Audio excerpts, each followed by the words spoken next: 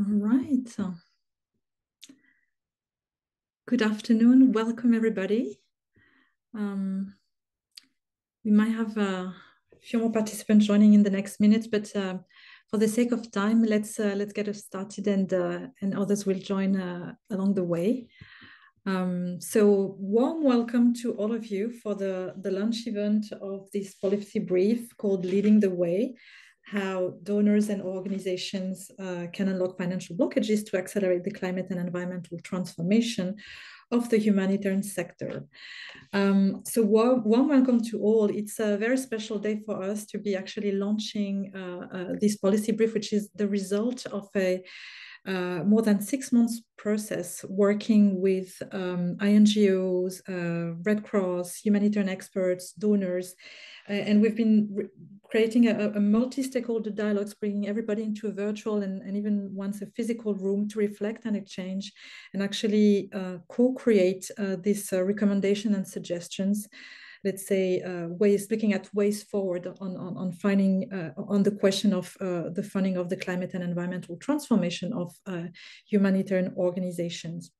And so before getting started with the content and sharing our findings and hearing from our fantastic panel in the second half of this event, I really would like to have a chance to say a huge and warm thank you to all the members of the multi-stakeholder dialogue, so all these organizations and actually these individuals that participated to this process. Not to name them all, but we had the participation of the German government, GFFO, Global Affairs Canada, the SDC, the French Crisis and Support Center, USA BHA, the FCDO through Palladium, the Dutch Ministry of Foreign Affairs, SIDA, Swiss Solidarity, ACTED, ALIMA, HI, ICRC, and also IGVA, IFRC, Joint Initiative, NRC, WFP, Groupe URD, UNDRR, and the Global Shelter Cluster. We were also very privileged to have contributions from other organizations, including UNITAR TPA, and also our colleague from Action contre la faim, who is present in the panel today to share his perspective. So we're very privileged that to have had the contributions of all these organizations and individuals. And this happened over the last few months, as you know, as it was not a quiet time for humanitarians with the crisis in Sudan, the war in Gaza, in Ukraine, and in many other theaters, of course. I think the fact that all these individuals and organizations have committed and contributed to this dialogue is also a sign of how important the climate and environmental dimension is for them, but also is for the humanitarian work. And in this very introductory part, I would like as well to thank our own donors actually who supported this work. So one thanks as well to GFFO and to the French Crisis and Support Center, as well as to ECHO for hosting our in-person dialogue in workshop in Brussels. So this being said, and I'm going to the next slide, please. I just would like to set the scene before we enter into the findings of this work and the conversation itself. As all of us know on the line, this conversation on the funding of the climate transformation of humanitarian organizations takes place in the larger context of watching actually global warming being faster than expected actually, and accelerating at a faster pace with disastrous consequences on communities, livelihoods, biodiversity. So basically with disastrous consequences for humanity and for our planet. And as we know, as humanitarians, the most vulnerable populations are the most affected. So as the humanitarian community, and we are really side by side with those vulnerable communities, and that's one of the reasons why very early on in 2020 and the following years, important commitments have been made. The Climate Charter, the Donor Declaration, other commitments, including the declaration from French humanitarian organizations. These were very important milestones in the way the humanitarian community is seeing its role vis-a-vis the fight against climate change and its consequences. And we at the Climate Action Accelerator it's actually written on our name. What we want to do is we want to accelerate change. We want to get exponential, because what we are looking at is at the 2030 mark, which is, as you know, as per the framework of the Paris Agreement, the mark that we have in mind in terms of having a target of halving GHG greenhouse gas emissions, and being in a position to keep or to contain global warming well below 2 degrees, or even at 1.5 degree. That's the sort of the horizon or the objective. And so we believe that there are ways to sort of be more effective in our individual and collective efforts as a sector to reduce our emissions and to contribute to contain global warming. And one of the ways to be more effective is to make sure that as we go through the operationalization of our commitments, we actually do this in such a way that we are supported and enabled by systemic actors in the sector, including donors, but also including large grant-making agencies. And some of the UN agencies, humanitarian agencies, are actually also grant-making agencies. So as we're going through this deep transformation that we need to go through, which actually requires, of course, much more than money. It requires also big, significant leadership drive, access to technical solutions, or also to technological solutions, although it might not be the main lever. It requires training and capacity building. It requires behavior change, internal change management, technical support. But at the end of the day, it indeed does require financial support to make these initial investments and to put in place these new ways to operate that we need to have. And so the work that we've been doing and exploring in the context of this multi-stakeholder dialogue and with all the organizations, as I was mentioning in introduction, is very much about how we can enable and accelerate the climate transformation of humanitarian organizations through unlocking access to adequate funding. So with this, I will just caveat the rest of our interventions with a little bit of vocabulary, as we know it's always at stake. So just to clarify, when we will be speaking of climate transformation or climate strategies, we're going to be speaking of or referring to decarbonization or emissions reduction effort. And when we refer to environmental, we're going to be looking more at waste and biodiversity. This is all very well known to most of you, but just as a matter of clarification. And with this, I'm handing over to my colleague Samantha Branjon, who probably doesn't require an introduction. Samantha is a consultant specialized in environment and humanitarian action, and she's been coordinating this work for Climate Action Accelerator over the past few months and years. Over to you, Samantha. Thank you, Beatrice, for this introduction. So thank you very much for all of you to be here today. I'm going to go through the agenda for today.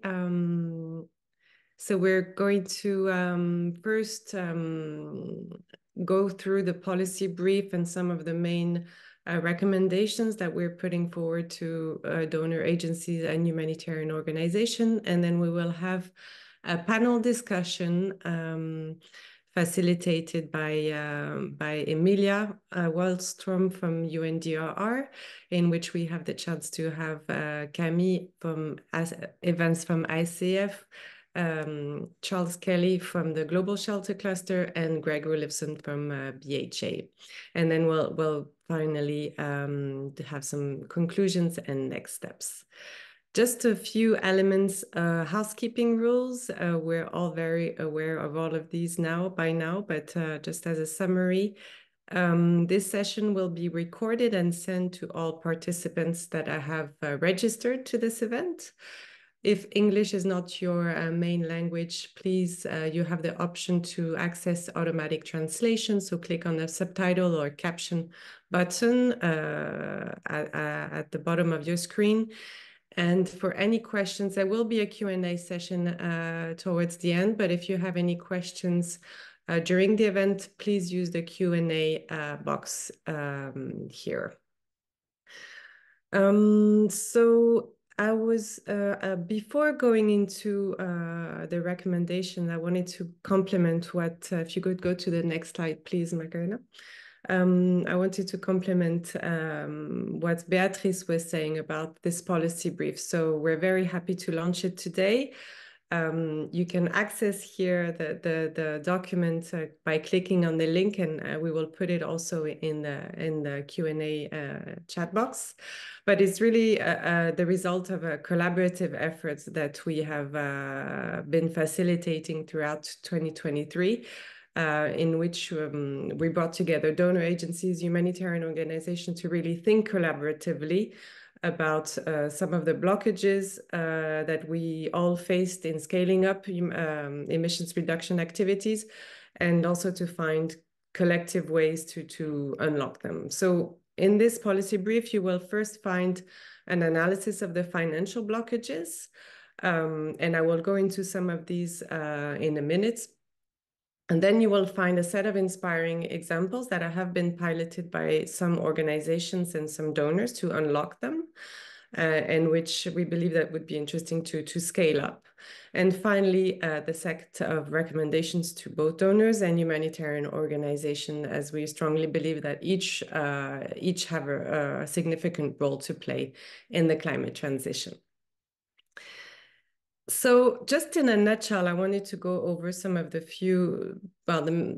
challenges that organizations and donor agencies face in scaling up climate action. And these are really the result of our multi-stakeholder dialogue, but it's also fed into the work that was done by the Joint Initiative and Climate Action Accelerator in this publication that was released in January, called Operationalizing and Scaling Up Donor and Climate Environmental Commitments. So some of these, the challenges. First, we really see that humanitarian needs are growing, as we know, and funding is increasingly limited, and impact reduction remains insufficiently prioritized. It is really seen as something separate, a separate theme, whereas it could be more embedded in the way that we do things. Secondly, there's a lack of information on the financial implications, whether it is savings or the costs that are incurred in the climate transformation. And Climate Action Accelerator is doing a modelization exercise in which they're gathering their information from experiences from the experiences from the roadmaps that they're implementing with their partners. And you will also find this in the policy brief, a summary of the implications. Then we see that there's some costs that are still falling through the cracks. Some activities are well financed or easier to finance, like the installation of solar panels for health facilities or schools, for instance, but others costs are more difficult for organizations to access funding for instance, behavior change or organizational transformations. These are sort of types of costs that are more difficult to fund. Linked to that point, there's a lack of dedicated human resources to lead the transition internally, both at a technical level, but also at the coordination and change management level.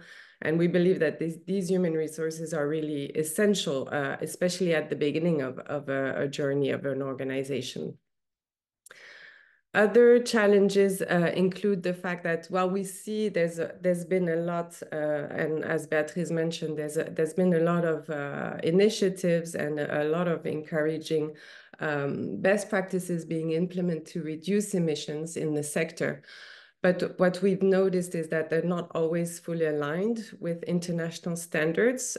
We've seen a number of approaches being taken, for instance, to calculate emissions. Some include all the scopes, others just one or two scopes. There are different strategies also being implemented to reduce their emissions. So we believe that a more harmonized approach would be beneficial to have a real impact. Another challenge that we face is around the donor environmental requirements and guidelines, which are really essential to steer the sector. And we've seen a number of these over the past few years, and it's great. However, one of the challenges we've seen is that they're not always sufficiently systematized across donor agencies, context, organizations, or funding mechanism. We would see, for instance, some donor requirements not being necessarily applied in the same way in different countries, or some types of organization not being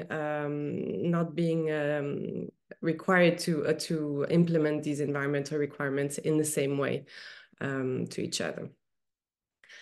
Finally, as the sector is taking really some commitments to having a more localized humanitarian response, one of the challenges also that we have come across is the fact that local and regional actors are not sufficiently supported to grow in a low carbon model. They also need to access expertise and funding to be able to really develop and become more resilient. That was a quick summary. Please feel free to go into more details and read the policy brief. But I wanted to set the scene. I'll hand back the floor to Beatrice. Thank you. Thank you, Samantha. Now moving on indeed on the main set of recommendations to donors, and we have also a set of recommendations for organizations because it's definitely a joint endeavor. With regards to recommendation to donors, a caveat before starting is just really sort of acknowledging that we have in mind the fact that different donors have faced different contexts when it comes to regulatory frameworks, political context, normative frameworks, governance mechanisms, etc. So we understand that the set of recommendations we have a few. We have a set of 8 recommendations to donors may not be applicable in the same way to all donors, but still we want to be ambitious with this work, and so we are providing here the overall picture. Starting with recommendation number 1, which is stating the obvious, but still important to remind, leading by example. So if not done yet, and we know there's been a lot of work in this direction already, we're really encouraging donors to adopt ambitious commitments for climate and environmental impact reduction for their own operations and programmatic portfolios. And it means actually different things. It means one, of course, doing your carbon footprint and having a sense of what's your climate and environmental impact for your own operations. But again, the programmatic portfolio means actually how you can set the scene for driving change and enabling change for your partners in the way they are implementing the programs that are supported.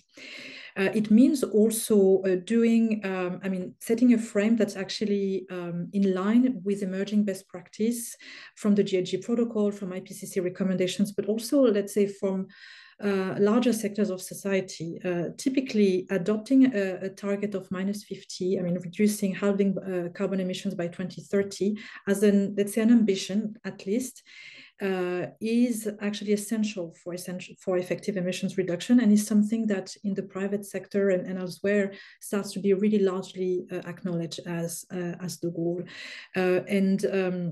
And doing this in such a way that the 3 scopes of emissions are included. So basically, emissions from supply chain are included in your carbon accounting, as well as ensuring that offsetting is not counting into carbon accounting, so that there's no sort of claims to carbon neutrality that actually integrate offsetting.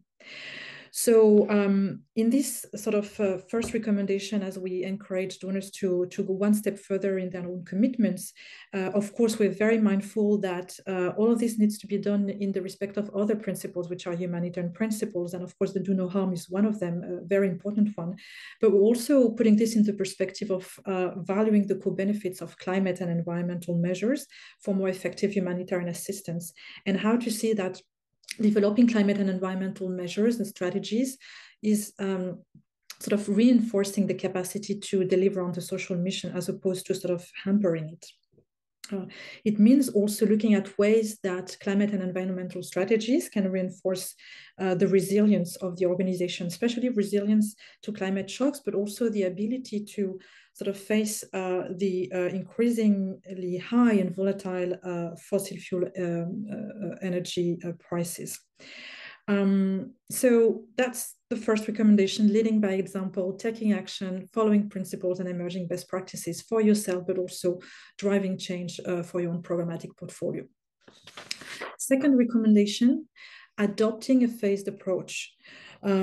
So here we are suggesting, and that's sort of echoing conversations within the donor community and beyond, to adopt a three-tier approach composed of one, setting new requirements on climate and environmental impact reduction, but doing so in such a way that you allow for a fair, progressive transition phase before full application.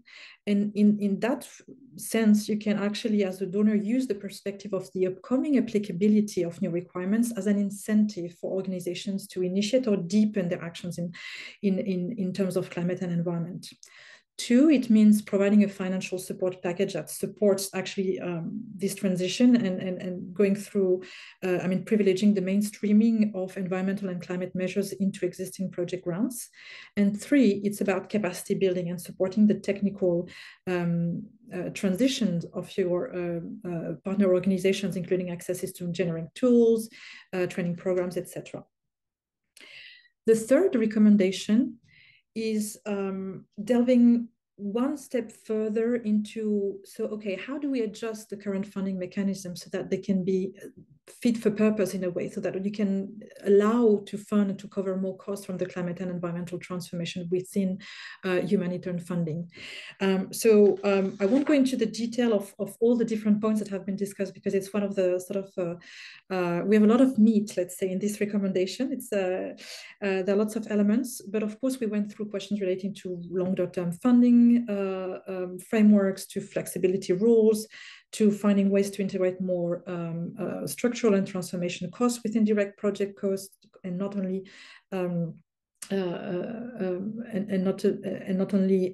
related to the project facility itself. We also explored opportunity to allocate a specific percentage or having a specific line in project grants dedicated to emission reduction.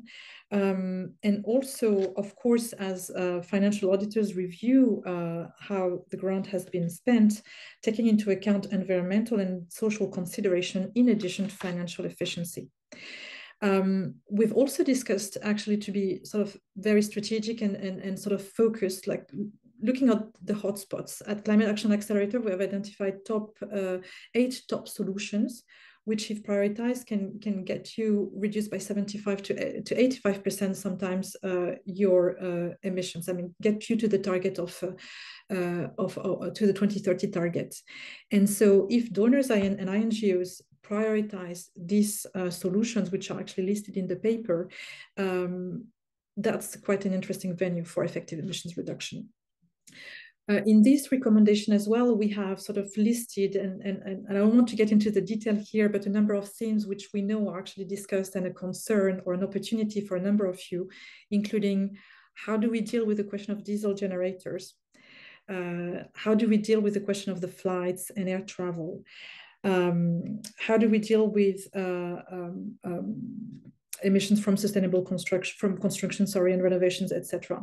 Another point that also was extremely interesting was about what do we do with depreciation costs, and is there a way for those organizations who actually apply depreciation to program costs to charge them on funding grants? And we understand that there is opening with certain donors to do that. So the next recommendation is actually zooming at one series of actors, and not the smallest one, the UN agencies and large international organizations. So as you see, the red thread for now is to say, well, take action for yourself, take action for your portfolio, adopt a phased approach combining a mix of capacity building, financial support, and incentives, and mainstream climate and environmental costs into project grants. That these sort of expectations and these guiding principles should be, from a donor perspective, the expectations should be the same towards UN agencies. And they probably are today to a certain extent, but we are really encouraging donors to systematically integrate climate and environmental consideration as a core component of their dialogue with UN agencies, combined with clear milestones and M&E frameworks, and setting out explicit expectations in terms of concrete action plan and field implementation. This is really at stake as donors, as UN humanitarian agencies, as you know, channel more than half of humanitarian assistance. and have such a fantastic potential for driving the transfer, or let's say enabling and contributing to the climate transformation of the sector. And they are already playing a very important role, but that role could be further expanded and strengthened. Recommendation number 5, facilitate increased access to alternative funding streams. So in addition to, in complement to mainstreaming, and as we have seen, actually, there are a number of costs that in any event fall through the cracks.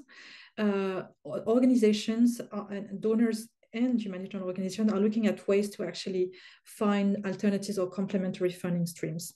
So we have actually been reviewing three of them. One is funding from private banks and social investors. The second is actually the opportunity to set up a dedicated fund, a multi-partner trust fund. And the third one is the opportunity to create more bridges between humanitarian units and climate and development units.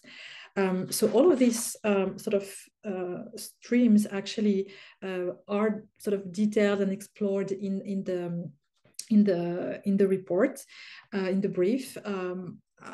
I guess our main message for this conversation today is really to keep in mind again that they're only a complement, that they are quite complex. So actually for especially for having access to private banks and social investors, you need a certain number of, or setting up your own fund, you need a certain number of, let's say, financial strengths or muscles, let's say, to address the level of complexity that's required actually.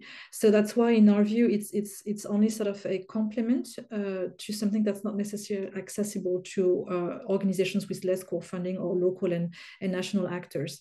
The idea of setting up a dedicated fund is actually coming from this, to say, how can we put a few donors together so that they facilitate access to adequate funding to those actors and cover some of these costs, including the deeper transformation costs like supply chain, offices, etc., which are difficultly covered today.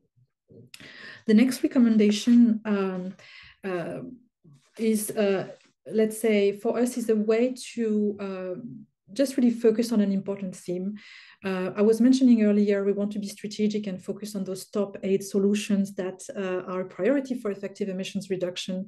And actually, as we all know, humanitarian supply chains represent, depending on the organizations, between 40 to 60% and sometimes up to 70% or more of the carbon footprint of humanitarian organizations. So based on the carbon footprint profile, it's extremely important for humanitarian actors to crack this nut, as we know. And therefore, in the way donors are looking at sort of stretching their funding frameworks or creating opportunities with innovative funds, etc., humanitarian supply chain transformation should be a priority. Next up.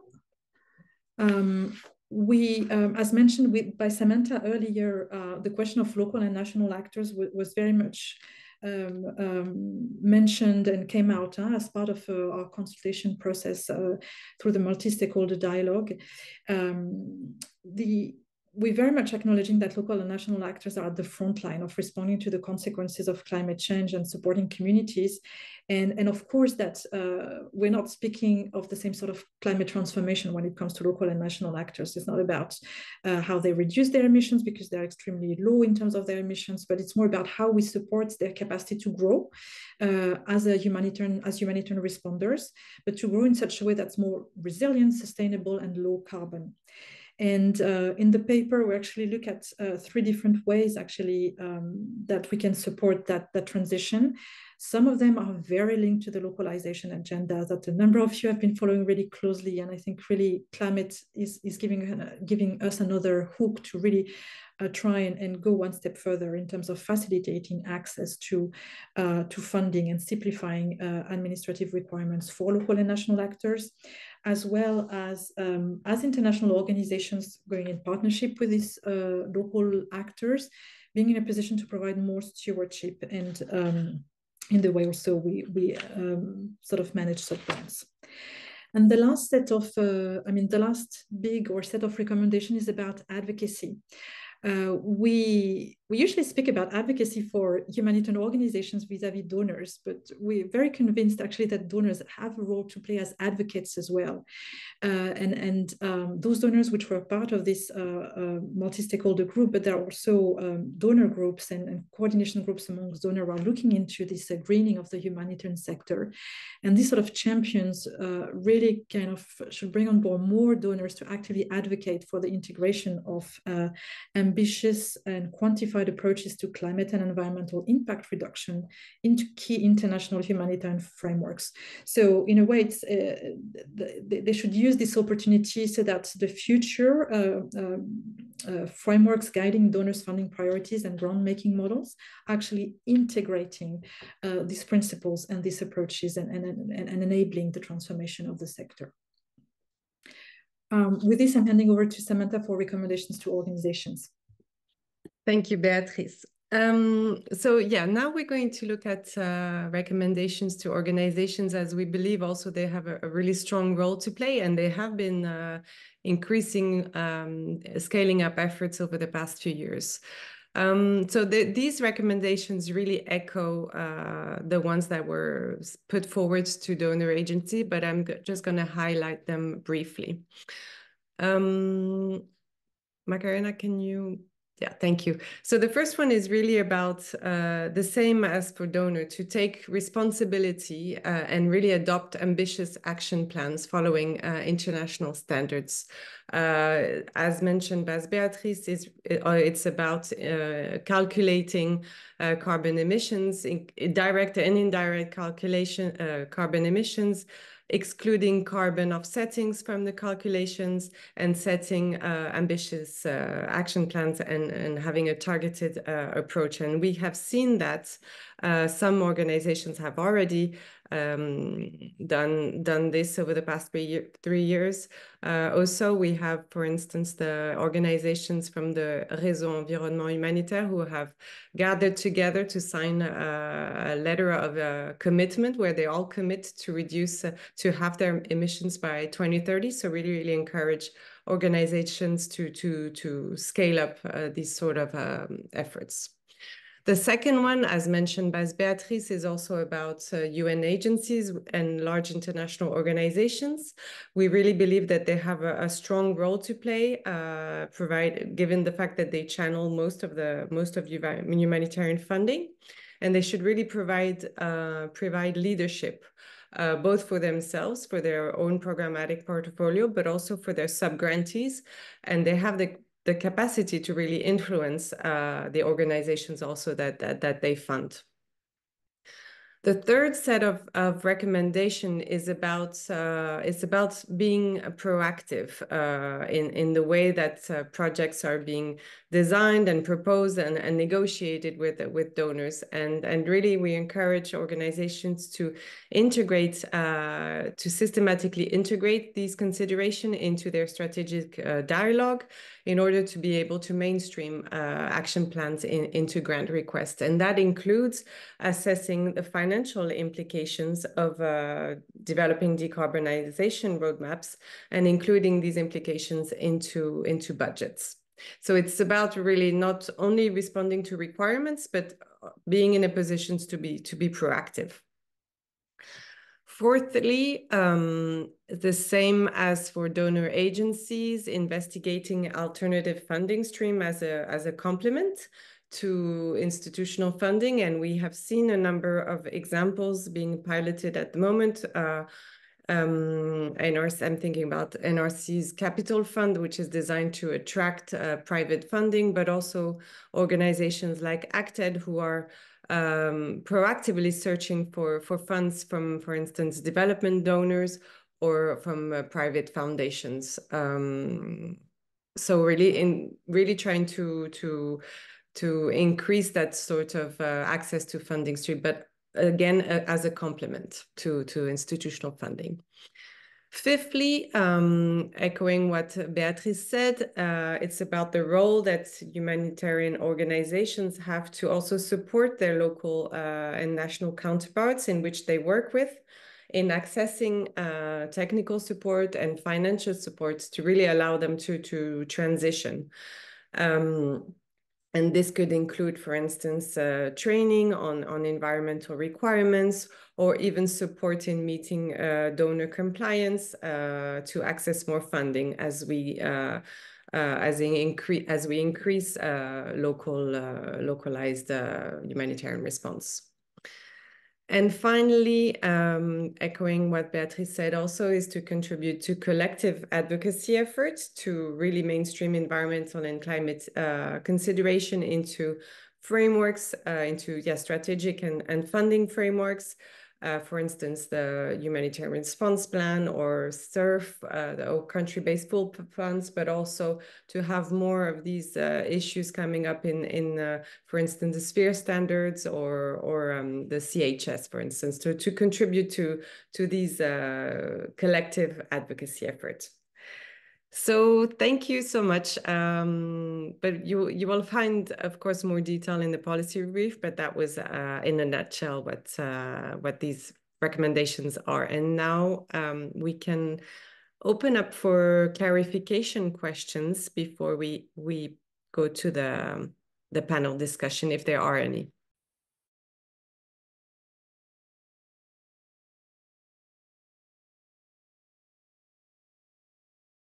So feel free to write them in the chat if you have clarification questions on these recommendations specifically, or on the policy brief in general.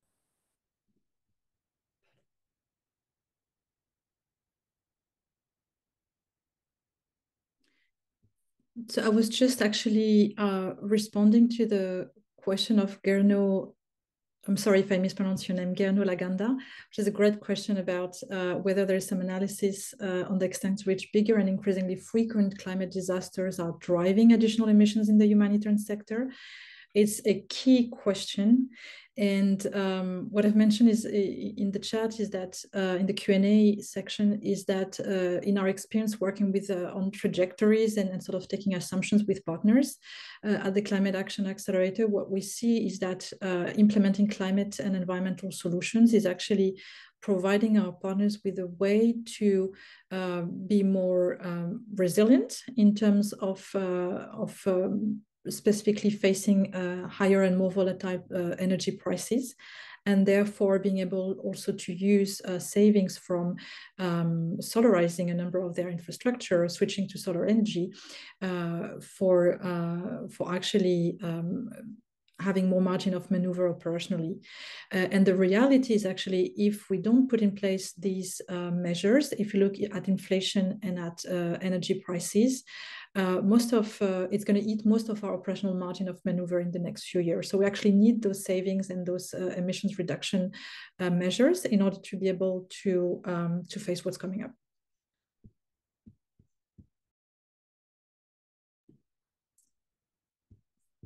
So thanks also, Michael, Michael, for asking for the link. We might have the time for one last clarification question, and then we can answer them in writing. So I see Sarah is asking, what are the panelists' opinion on the minimal inclusion of environment in the updated CHF, and how it might influence on portfolio and environmental and climate integration? So this maybe we can park for the panel discussion. And then from Travis, can you give any more examples now of those alternative funding streams you mentioned? What kind of funding models aimed at decarbonization and sustainability have you seen? So I see that Samantha is answering this one as well, because there actually are quite a few which I described in the paper, but we've been able to speak to a number of donors and organizations who were again looking at how you can have a combination of pulling in development agencies, including banks, private sector actors, including private foundations or social investors, and humanitarian organizations in dedicated contexts to fund larger infrastructure, for instance. We've seen as well examples of organizations setting up their own funds to sort of be in a position to attract better private investments to support their solarization. And this on the side of not only UN agencies, but also individual organizations. So there are quite a few really exciting and creative examples out there. With this, I'm sorry, can't answer all the questions in this section, but we'd like to hand over to Emilia and hear from our panelists their perspective on the topic. Thanks so much, Beatrice. I hope you can hear me well. Yes, I see nods. So thanks so much for inviting me first to be the moderator of this panel. So my name is Emilia, and I work as a program management officer in the UN Office for Disaster Risk Reduction. And on the panel today, we also have Greg Rulifson, who works for the Bureau of Humanitarian Assistance with USAID. We also have Camille Lavan, who is the head of Environment and Climate Unit at Action Contre la Faim, and Charles Kelly, who has been working as well for many years as an expert of the environmental community of practice. I think without further ado, I'll just jump into the questions and the panels, because I see that there's a lot of questions coming in also in the Q&A. So please continue with that. And I'll start right off by asking Greg to maybe comment on this policy brief first. I know, Greg, that there's an ongoing discussion within the donor community on greening humanitarian response. How do you view the donors' appetite to push forward the recommendations highlighted in the policy brief? Does it resonate with the discussions that you've had within the donor group? Thanks, Emilia, and thanks everybody for being here. Thanks for having me on the panel. My name's Greg Rulifson, Senior Humanitarian Sustainability Advisor. And congrats on the policy brief as well. I think it's a really useful, helpful document in really getting us all starting to talk even a bit more on the same page here. So I just wanted to paint a bit of a broader picture and then get into some of that alignment with the recommendations. Certainly, we have this growing recognition amongst the donor community that humanitarian sector needs to transform to integrate both climate mitigation and then adaptation as well. And I just say this at every opportunity that we have, that we certainly are listening, the donors are listening, so continue to share in those opportunities, whether it's a bilateral conversation or these here, and we are modifying things, we are listening. So certainly, and we're encouraged with the more than 390 humanitarian organizations and 13 donors that have signed on to the Climate and Environment Charter for Humanitarian Organizations just since May of 2021. And all of those 13 donors and the U.S. government signed on in December of 21. And then for BHA, we've also announced our support for the Secretariat, so that in those commitments that partners have signed on to, we can actually have concrete tools and those ongoing exchanges to carry those on. And so we just think this is an important part of the solutions needed to address these challenges and bring down those climate impacts as well. So that's just kind of broader in the overarching environment here, but certainly within USAID, within BHA. So we have this climate strategy, of course, from April of 2022, and it's really guiding our work all the way through 2030 across the entire agency to be both equitable and ambitious in our climate action. Just want to flag the doing our part, this special objective. So really aligning with that first recommendation of leading by example, both in transforming our operations and strengthening the diversity, equity, inclusion, and accessibility in our own climate workforce. What we're working on now is to really get a baseline of our own emissions and see where we can make those greatest cuts. And certainly with the supply chain being most likely, we haven't done the full analysis yet, but the largest part of our emissions, we already have an accounting of buildings and flights and fleets, but now we're moving into the supply chain component of that. And we certainly are, and so that's kind of getting down a little bit more narrow in the supply chain. But then in our broader discussions with donors, coming out of a retreat that we had in January of this year, bringing together a number of donors, really finding ways to align on globally, just being in environment and climate sensitive, reducing those impacts that we have. I think I'd just like to take a moment to recognize that we are supporting quite a few initiatives that are supporting the entire sector as we see it. So looking at the Joint Initiative for Packaging Waste Management, the Logs Cluster, the REC, the Sustainable Logistics effort, and even the Joint Environment Unit in combined between UNEP and OCHA. So those are some of the things that we talked about, in addition to having some tools like the Nexus Environmental Assessment tool to really get some more of those rapid assessments going on the ground and integrating more of the climate action opportunities within there.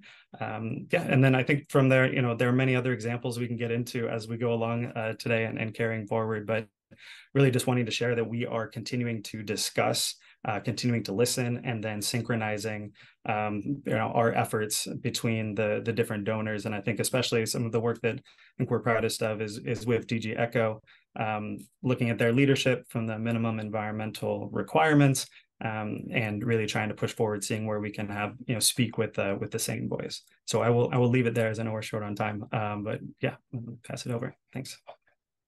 Thanks so much.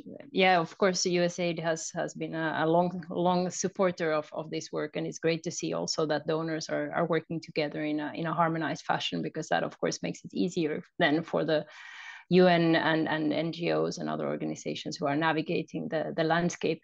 One of those organizations is, of course, Action contre la faim. So I'll hand over to Camille. And you recently conducted an analysis of donor environmental policy. And also in this Climate Action Accelerator policy brief, it highlighted how certain emissions reductions activities are really falling through the cracks of traditional funding streams. Did your analysis identify the same issue, and what else did you come across? And maybe you also want to reflect, I saw there was a question there about the opportunity to link to national funding. Any reflections on this? Over to you. Yes. Hello. So thank you for inviting me, and also congratulations for this quality policy brief. Yes, so with Action Against Hunger France, we did issue a technical, very more technical comparison of environmental policy from donor. And we, even with more technical angle of analysis, we arrived exactly to the same conclusion, especially concerning the funding. Already said here, especially the lack of financing regarding the infrastructure investment and the deep transformation inside each organization to be performed. We clearly agree with the 6th recommendation. I think the recommendations we said to focus on humanitarian supply chains and give more financial and technical support to this supply chain. Here, maybe I can insist on one lack or something, let's say, what is missing in environmental donor policies we analyzed is, as everybody knows, a good sequence to reduce the environmental impact is first to avoid, secondly to mitigate what is not possible to avoid, and lastly maybe offset or do another mitigation, another batch of mitigation measures. And here in the main environmental policy we did analyze, there is no avoiding measures because the avoiding measures are much more complex than mitigation measures. Mitigation measure is something like a green patch that we can stack on existing project or, let's say, business as usual design project. Avoiding measures are much more complex, but also much more efficient in terms of avoiding the impact. And it's also cheaper because that results in less impact we have to mitigate. So everybody wins, financially and technically speaking. And of course, the environment negative impact is at the end very reduced. And so this avoiding axis of mitigation is not present in a large majority of donor environment policies, so that could be complete in coming regions. And so if this aspect is not told in the policies, that there is also no funding associated to that. Thanks. No, I mean that's something that, of course, we're seeing kind of across the board. But it's interesting that you take it up also, that that very critical first step is missing, and I guess that's where we come also to potentially having to redo and rethink how we do humanitarian work and provide humanitarian assistance. I might pick up on those points later on as we continue, but I'd like to hand over to the last panelist, Charles Kelly from the Environment Community of Practice. So you have a lot of experience in integrating environment, both from the kind of policy side, but also operational angles. And we do see now that there is more emphasis on climate, both in some of the work of the Interagency Standing Committee, but also then in some of the major humanitarian funding tools, such as the Central Emergency Response Fund, the SURF, which now has a climate window as well. So in a way, climate is making it up there, as a high priority. Do you think this makes a difference for how we integrate environment into humanitarian operations? Is this then trickling down to the field? Kelly, over to you. I make sure I turn on my microphone before I start speaking and engage my brain.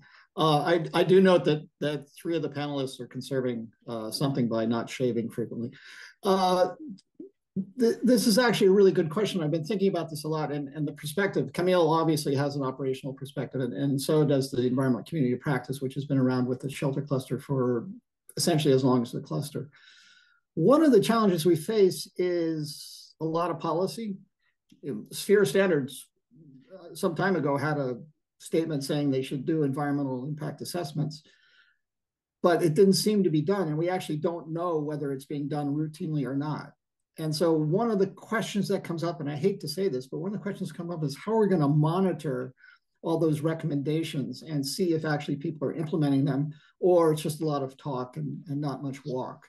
And I say that with reservation because I don't like monitoring that much, particularly in emergencies where it's a challenge because things are happening so fast. But we really need to, if these commitments that are being made through the charter and through other kinds of things, it really needs some attention to whether they're actually being followed. And second of all, whether they're having impacts. And I think this is quite important because work on environment has always been challenged in the humanitarian sector by saying that saving trees is not as important as saving lives, and that's a false dichotomy. But also people say, well, climate change, that's something else. It's really not the people, it's somebody else's responsibility and shifting it around. So if we want to focus in, we really need to, unfortunately, put some feet to the fire and actually say, are you living up to what you say? So that's not probably what you expect to hear, but that's probably what's going to be needed because we have been working on environmental issues and climate-related issues for more than a decade, going on 2 decades, and even in some ways 3 decades. The second thing is, and again, from an operational perspective, and I don't want to criticize the report, which I think is excellent, and we can always bring out the things from the report saying we should do this and do that.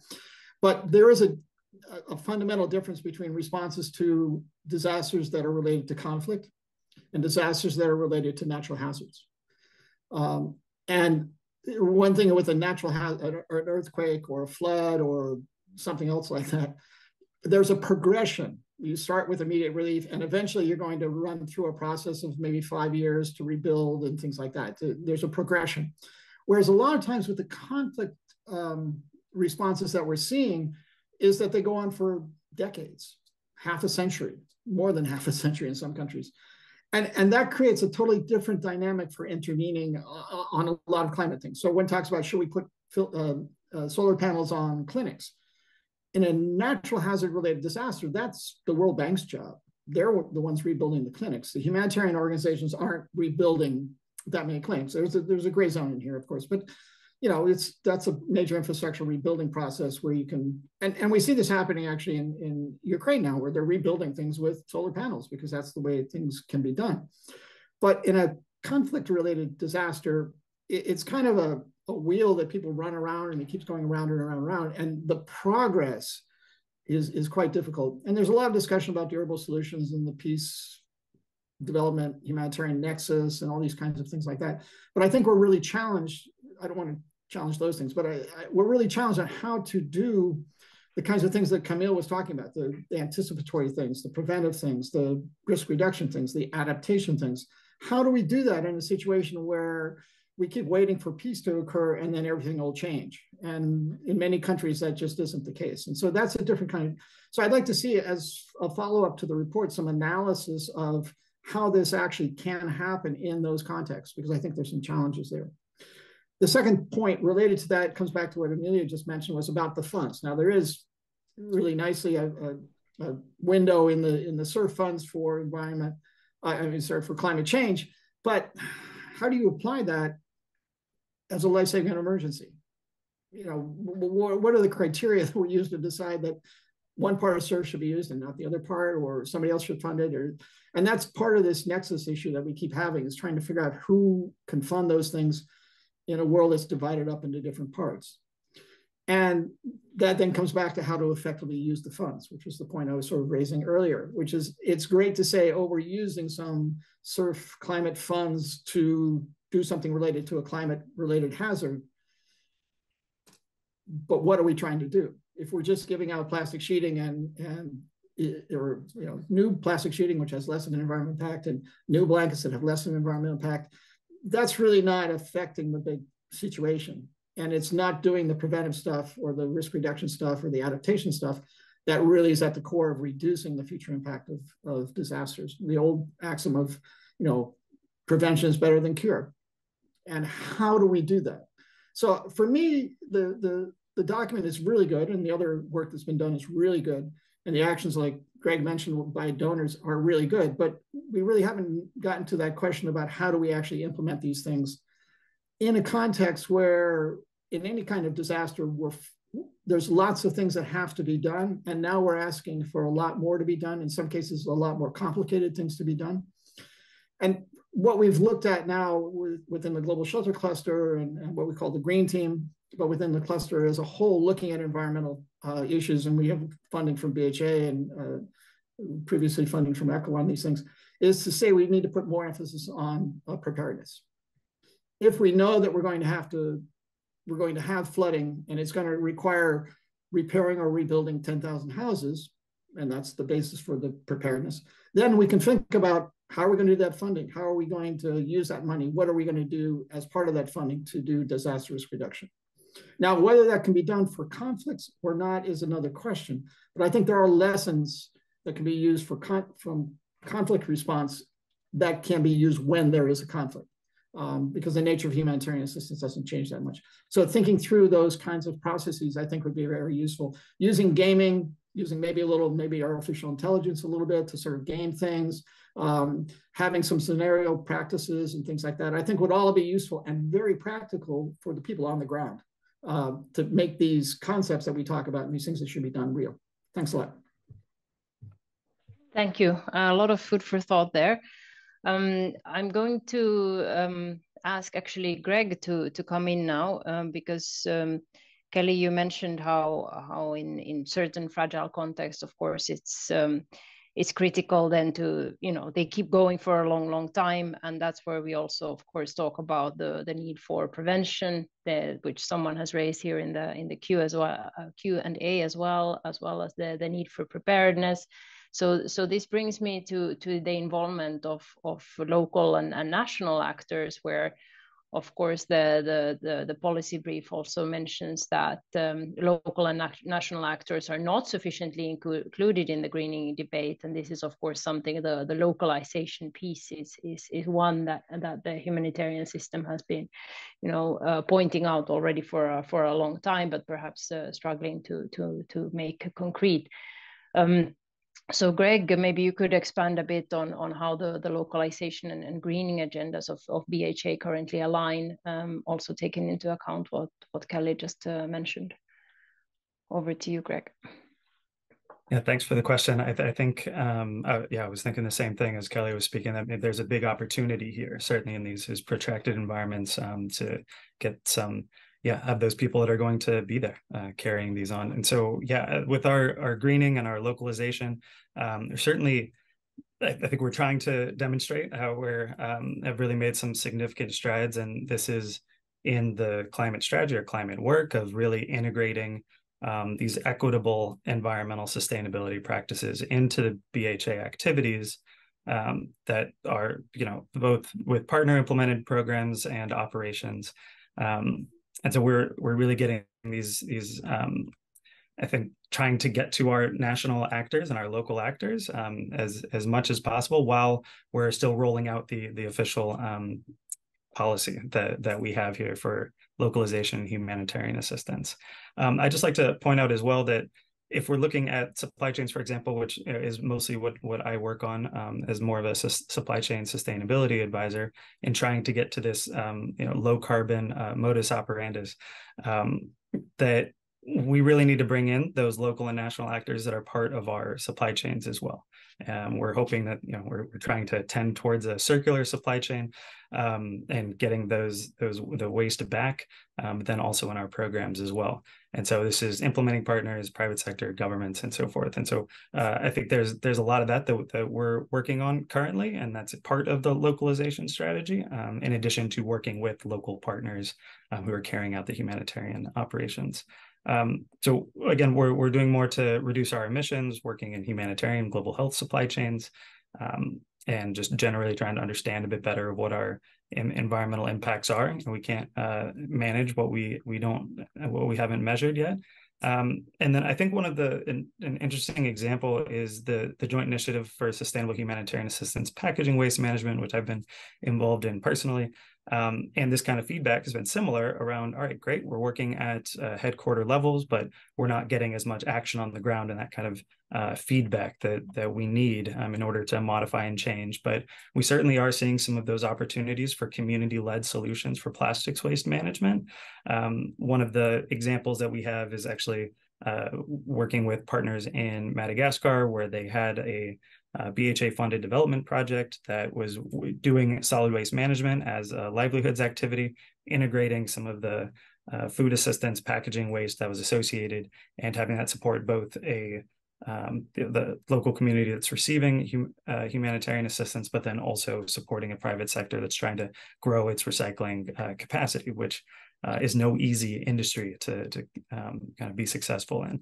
So overall, though, I think that we're really integrating greening of humanitarian assistance, having inclusion and localization as the priorities, and that these are going to be increasing our programmatic outcomes, making that clear that we can't be as successful without having inclusive activities.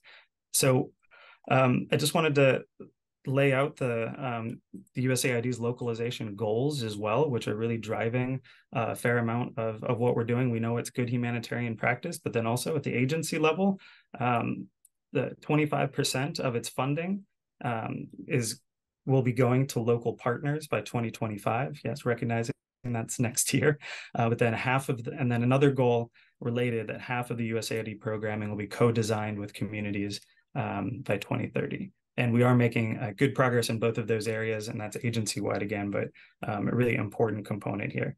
And we just recognize that local knowledge and networks are well-positioned to tackle this greening of humanitarian assistance and identifying what it is that those issues are that are happening right there. And so we want to continue to support this, and we have resources like locally led adaptation guidelines for partners, and to work with the sub partners and those kinds of things. But it's a work in progress right now, and we're rolling it out. And we certainly have, I think, the staffing internally that's moving the needle on this. It's not something I'm just saying. We are engaging it within our activities that we're doing. I'm including it in mine. And then we also have like a localization advisor, a climate equity advisor. And these roles are really important. They haven't existed before. And within BHA to move these things forward in a dedicated fashion, but integrating it across our entire bureau. I'll leave it there. Thanks. Thanks a lot. Yeah, it's interesting to see how you have made those connections practically, and also just from the example you mentioned on Madagascar, right? It shows that it takes a lot of work to make this happen, and it's something that comes up frequently in the discussions on humanitarian development, peace collaboration, where people are saying, well, it's not necessarily saving you money and time. It does achieve better outcomes, but it takes more time and it takes more money. So So I think that's the one thing also that we notice with the environmental work, that some of it, you know, can save you resources, but it's a lot about coordination, and it does take efforts as well. Camille, I wanted to get back to you. So following up on Greg's example, maybe you can also just outline a little bit how you work with local counterparts, and you know, how you can support them, or how you have supported them in applying that low carbon model, or in changing the approach, and you know, how you see that role for you and for the local partners, and making sure that they can then kind of apply and follow the donor environmental requirements and guidance. Yes, thank you for the question. The answer is extremely hard after the Greg answers, saying that the connection have been done between the carbon strategy or environmental strategy and the localization strategy. Us, when we started to work on the 6 donors or environmental policy, we were really expecting to find different level of accountability between the request, the environmental request done to international NGOs, having the means to fulfill these new requirements or minimum standards or whatever, and local partners that are absolutely not in the same context, with the same financial means, with the same technical capacities, etc., etc. And so we were expecting to find this 2 levels or even maybe 3 levels of possible accountability. If there is no, and we saw that there is no different level of accountability, means the standard reflex we will have is to take the new requirement coming from the main donors, then ask to local partners to directly apply this. And it will be extremely hard to fulfill this new requirement for a lot of local partners that are not in capacity to calculate their carbon footprint, to make mitigation plans, to even assess the negative environmental impact, and so design mitigation measures, ask budget to implement the mitigation measures, etc., etc. So it will be very difficult to apply, let's say, the full package of a recommendation, of environmental recommendation.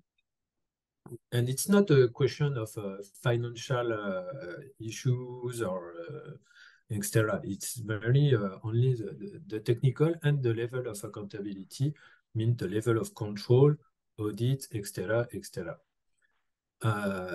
A second aspect is about what we call a local partner. It can be a supplier, it can be a local community, it can be many type of stakeholders.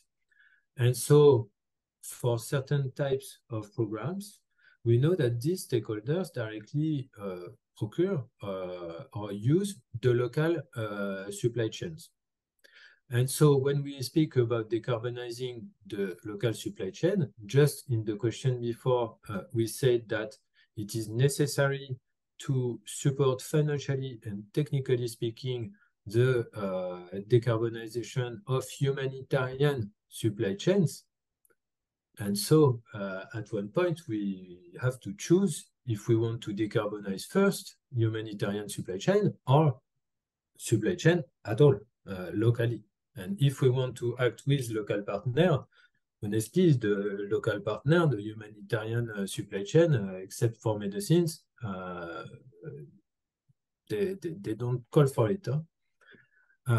So if we try to take the level of recommendation and we transpose, we forward this batch of new requirement to local partners, we can plan that there will be huge difficulties for these partners to be able to respond to that. And so we can make maybe 3 recommendations or wishes for all stakeholders, including international NGO as well as international donors. The first one is to specify the level of accountability depending of the stakeholders. more or less local, more or less international, more or less big or small, because we don't have the same all the same capacity to respond to the new requirement. Secondly, define the priorities for local stakeholders. Are we asking the local stakeholders to install solar panels on their rooftop, to simplify the example? Or are we asking the local partner to clean the way they are building new boreholes using oils, etc., etc.? Okay, so are we targeting first their way to work or the job they do? That kind of priority can help also to solve this issue. And the last recommendation we can do is the same than the six recommendation of the policy brief. Humanitarian supply chain as the top priority for financing and technical support.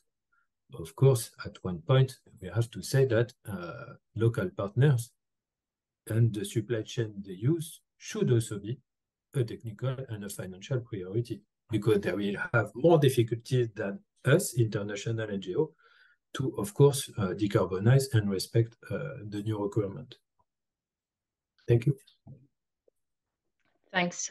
Yeah, that's very, very interesting. And of course, here it doesn't work exactly as the private sector, where you have your long supply chains and you can expect it to kind of drizzle along and you know, through audits and requirements. I mean, there is a different kind of dynamic power relationship there in that where we have a responsibility to support as well. And I think this is something that came up as well quite strongly in the Interagency Standing Committee. The climate roadmap is also something that really emphasizes this need for support. I'm pleased to keep posting your questions here in the Q&A. We have access, and the panelists have access to them as well. So feel free also, as you answer other questions, to jump in on these. Kelly, I wanted to ask you, now reflecting on what you have heard on, and also maybe this about the local, you know, the accountability question. How do you feel that you are, you know, what's next for the global shelter cluster on environment and climate? You know, like where can you take this? Like, or what needs to happen? What is a good thing that could be done that would, like, very concretely now move the agenda forward? We see that there's a lot of recommendations and a lot of work to be done, but where do you plan to take this next?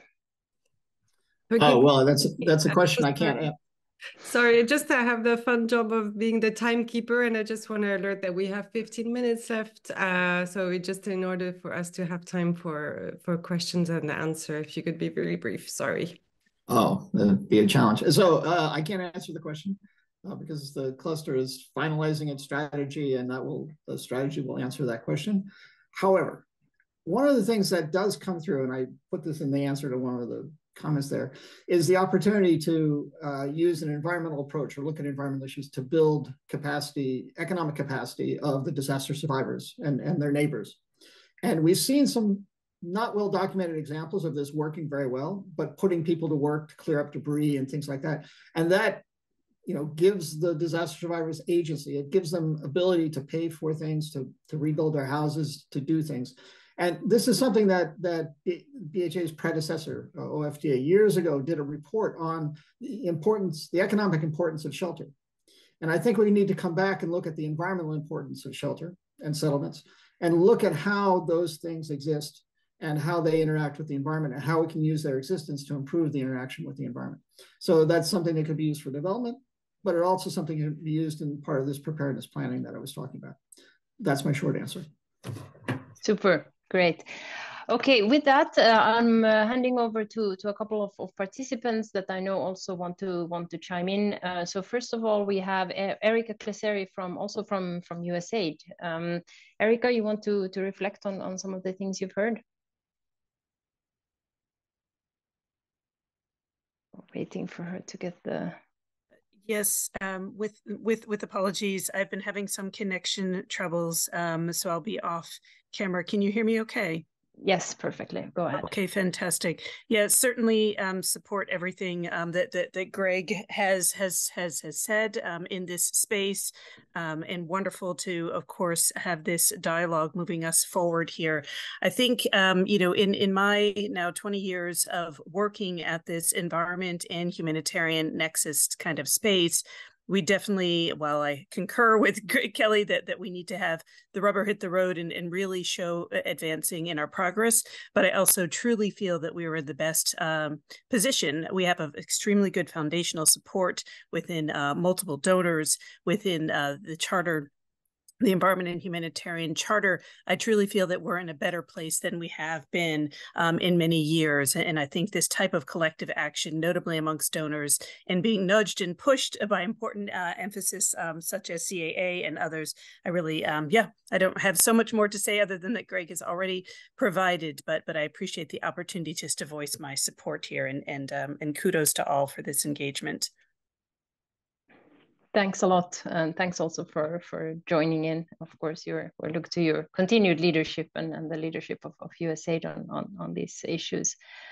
I see we have also, there was one question from Sarah Henley Shepherd, or actually two. One is about the core humanitarian standards and the inclusion of environment there. And again, this question of how we can, you know, support each other, collective funding, piloting and scaling up of the technical and practical strategies. So maybe while I leave the panelists to reflect on whether to answer that and how to answer that, I'll open it up to the room here. If you can raise your hand if you want to come in, we can open the mic as well. Just to add, Emilia, as well to this, we have also in the room a number of representatives or participants to the multi-stakeholder dialogue, including, I see Catherine is raising her hand already. We have also colleagues from HR and from other organizations. So I want to put you on the spot, but feel free to chime in and to share your perspective. Catherine, over to you. Okay, can you hear me? Perfectly, yeah. Okay, great. So I don't know how to activate the camera. Maybe you can see me. Anyway, so really thank you very much for the policy brief. I find it. And now we lost you. Am I back? Yes, and now you're back. Okay, sorry, I'm not going to touch anything now. So really thank you very much for the policy brief. I find it really very helpful. I have a couple of questions and thoughts. So on the whole mainstreaming, I mean, I totally agree for mainstreaming when it comes to integrating climate risks into our programming. And that's something we at the ICRC were working towards that. But I'm wondering how, you know, the whole mainstreaming issue would apply when it comes to greening our own response. So when it comes to our own environmental and climate footprint. And there, I'm not sure mainstreaming actually works.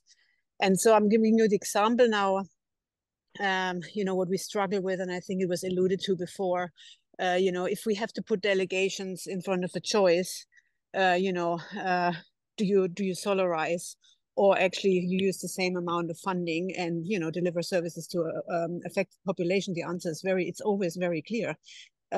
So, you know, for me, the question is there, how can we somehow ring fence one from the other so it's not cannibalizing? And I'd be really curious to know what the conversation was around that.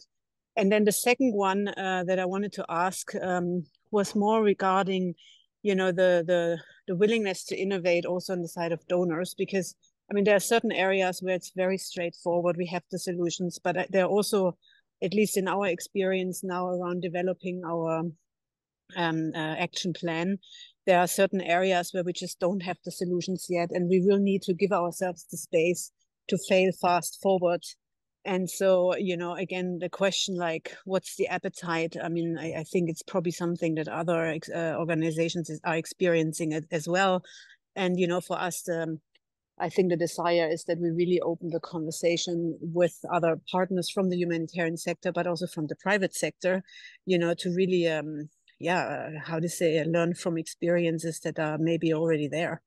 So we don't have to reinvent the wheel. So that was my second question, was really in view of what's the appetite by the donor community in enabling this failing fast forward innovation approach. Thank you very much. Thanks for those questions.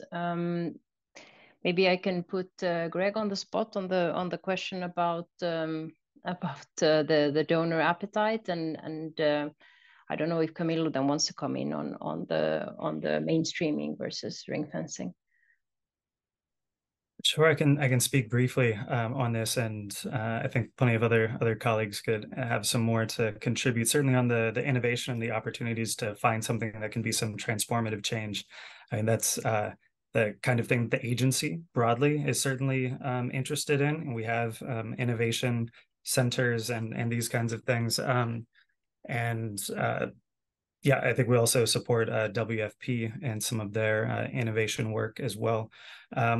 I will say within BHA, we have private sector engagement and as well as connections to something called the New Partnerships Initiative. And so I think there are a number of these untapped or lightly tapped resources within the agency that we can, given a little bit of time and space, which we don't necessarily have all that often, but kind of like I said, we're staffing up on people dedicated to this work. For example, I have the opportunity to do some of that outreach within the agency and find where some of these funding sources or technical expertise are, and those people that are even tracking all of those things that are happening to improve our environmental impacts in the broader sector, you know, not just humanitarian or development. So have that opportunity to go out and see what's happening, and then communicate that back to the humanitarian sector and see how we can make it most fit for purpose. And I think then just putting it out there is one step, but obviously I think through this conversation that getting more to those local and national actors, those active humanitarian partners that can really take it forward, or even have the capacity to pilot some of these activities and then sharing it out with the wider sector. I think that's something that we've found some success with in a number of different instances. The one that I mentioned in Madagascar, which is still a work in progress. But yeah, that's the kind of thing. And I appreciate this nudge, Katrin, to go out and have some more of those conversations and hopefully with some, being fruitful in that regard. Over to you, Camille.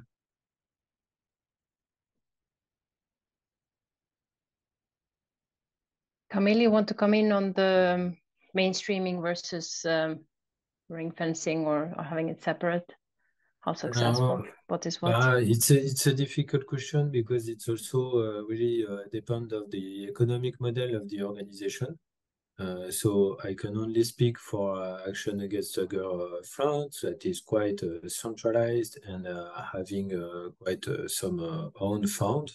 So we consider it is the mainstreaming is really the best efficient way to tackle the problem.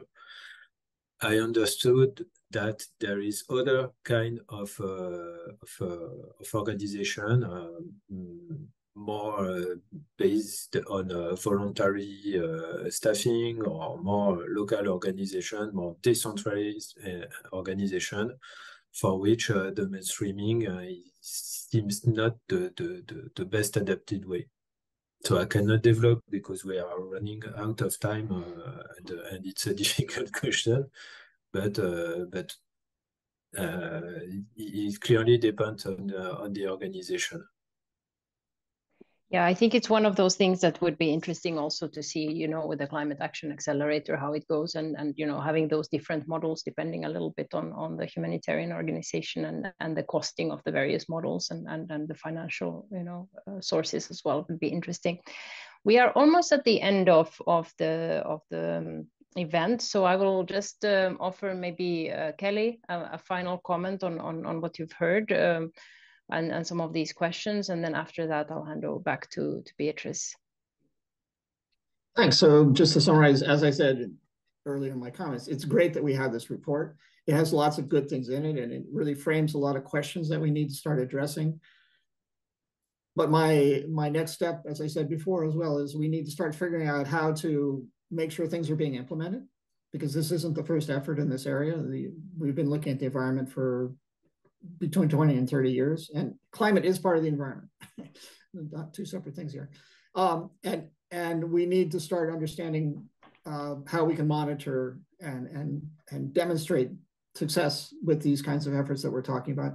But I will also emphasize that this is really an additional, in some ways, more complicated task being put on a relatively stretched, time-bound response mechanism, which is different for natural and for conflict-related and natural hazard-related disasters. And so more breaking down and explaining this. And I would encourage, I hope CCA and others to start thinking about how to do trainings and not in the formal big training thing, but explaining things, what we're talking about, how we're doing things and sharing information. And I think that would be very important moving forward because there's an interest out there. We can tell you from the Global Shelter Cluster, but taking this interest and putting it in this context is quite a challenge. Thanks a lot. Thanks so much. With that, Beatrice, over to you. Thanks so much, Emilia, for that wonderful moderation, and thanks to the panelists for the super interesting conversation. I've learned a lot actually listening to all of you. I think we just have one last slide to show to wrap up. So actually, I'm taking away a lot of this conversation. I think one clear message that I think we all share, I definitely share this one with you, Kelly, is about the fact that we need to get going. That's it. It's been a lot of discussion. We have had, these recommendations and this dialogue, I think, has been going one step further in terms of being very specific in terms of the actions that need to be taken. But of course, there's also this process amongst donors who are looking and this sort of greening the humanitarian aid group. And there's a lot of reflections on the side on the donor as well in terms of what next steps should be taken. So we're very much looking forward to see how using this momentum, we can indeed get going and move towards action on some of these recommendations. So we are in March 2024, we are disseminating the policy brief, and I'm really looking at the right-hand side of the screen and how we can collectively, as humanitarian organizations or as humanitarian community organizations and donors all together, have targeted advocacy efforts in the near future to address some of these recommendations. So I'm thinking, of course, of the three-tier approach that we mentioned and sort of having a harmonized, as consistent as possible of an approach and message coming from donors to organizations in terms of what are the expectations, what is going to be the transition, how they're going to support the transition, but as well looking at all of us, how we can indeed improve in terms of making things happen, monitor things, having concrete action plans. I really like, Clay, you mentioned the AI, gaming, etc., how we can get very practical and creative in terms of making things happen. But also, of course, looking at different approach in terms of looking at sudden emergency, sudden onset emergencies versus conflict-related or protracted contexts. So a lot on our plate. I would be very happy to reach out to the members of the multi-stakeholder dialogue to see their appetite, and I know some of them do have appetite to continue the collective job, collective work, but also it's a call to those of you on the line who are actually interested to move forward on some of these questions. Some more technical than others, as you have seen.